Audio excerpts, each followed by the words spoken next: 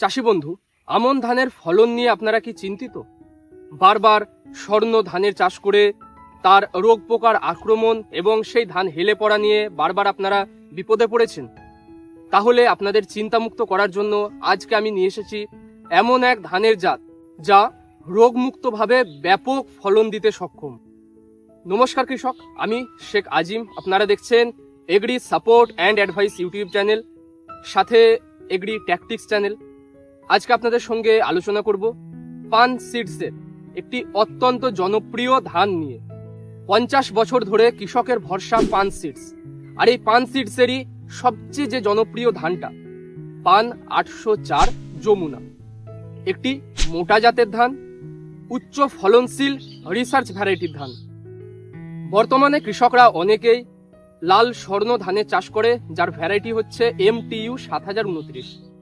এই ধান বর্তমানে ব্লাস্ট এবং অন্যান্য আদার্স অনেক রোগের প্রকোপে পড়ছে এবং প্রকোপে পড়ার জন্য কৃষকরা বড় ক্ষতির সম্মুখীন হচ্ছে।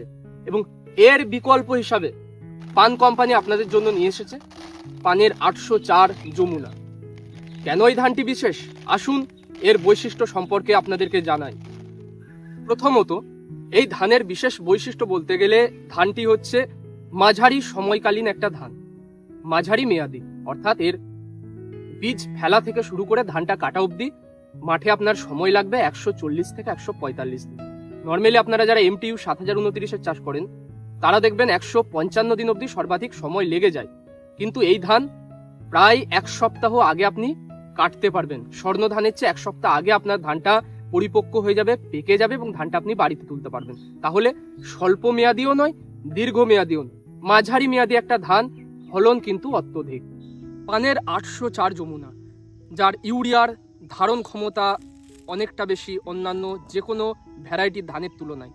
আর ধারণ ক্ষমতা বেশি হওয়ার জন্য এই ধানে কম ইউরিয়াতে অধিক ফলন কিন্তু হয়, কম ইউরিয়াতে অধিক উৎপাদন দেখা যায়। এছাড়াও এই ধানের আরো কি কি বৈশিষ্ট্য, ধানটা হচ্ছে মাঝারি উচ্চতার ধান, যাকে বলে সেমি ডোয়ার্ফ বা মাঝারি উচ্চতার ধান।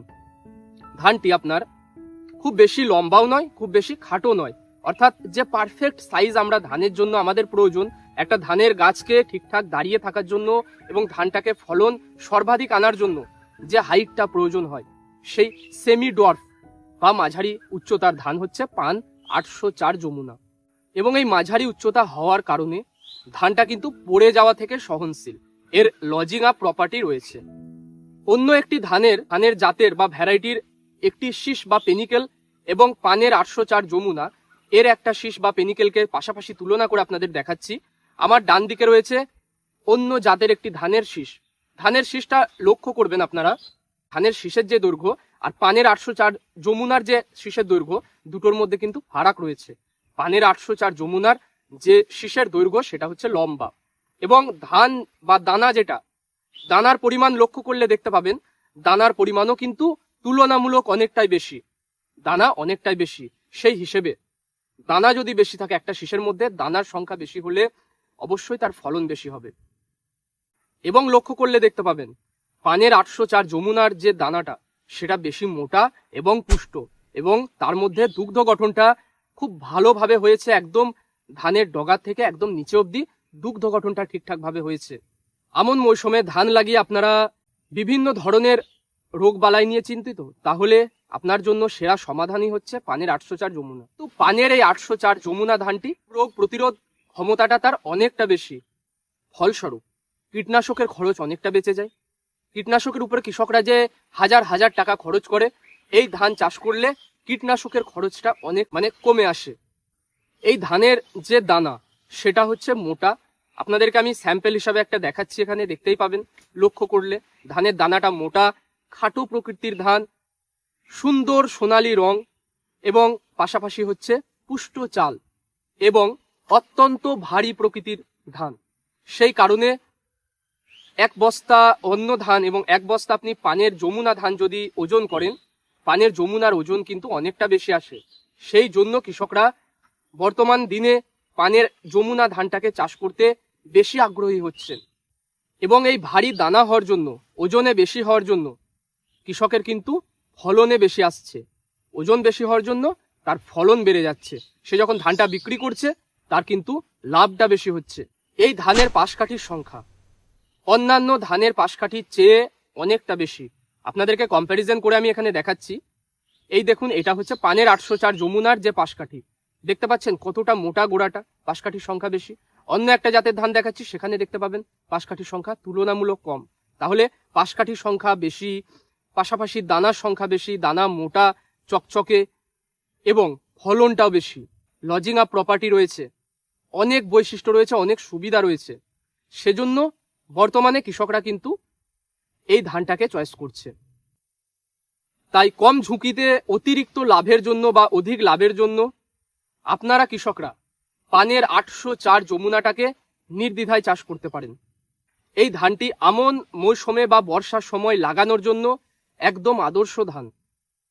ধানটা যে কোনো জমিতে আপনি চাষ করতে পারেন, অর্থাৎ নিচু জলা জমি বা মাঝারি উচ্চতার জমি, যে কোনো জমিতে এই ধানটা চাষ করা যায়। ফলন কিন্তু দারুণ আপনারা দেখতে পেতে পারেন। পরিচর্যা যদি ঠিকঠাক করেন তাহলে দেখবেন এই ধানের ফলন অন্যান্য যে কোনো ধানের ফলনকে পেরিয়ে যাবে বা টপকে যাবে। তাই কম ঝুঁকিতে অধিক ফলন এবং অধিক লাভের জন্য আপনারা এই ধানটাকে চয়েস করতে পারেন। পান সিডসের এই 804 যমুনা ধানটিকে যদি আপনারা নিতে চান বা কিনতে চান, অবশ্যই আপনাদের নিকটবর্তী যে কোনো দোকান বা ডিলারের কাছে যোগাযোগ করবেন, আপনি বীজ সেখানে নিশ্চিত পেয়ে যাবেন।